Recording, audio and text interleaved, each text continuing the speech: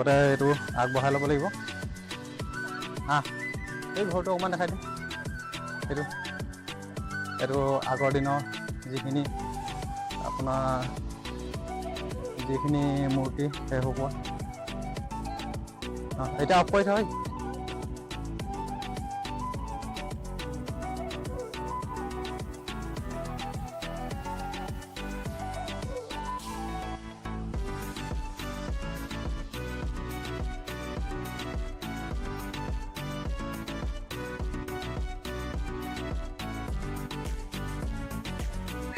ইয়াতে বহুত মানুহ আছে আৰু ইয়াতে শৰাইখন আগবঢ়াৰ পাছতে ইয়াতে চাকি জ্বলাব লাগিব।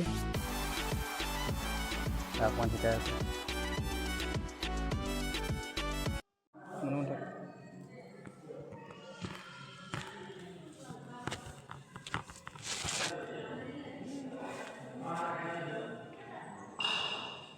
চুপ বহি থাকিব, কেমেৰা লাগি আছে সেইফালে।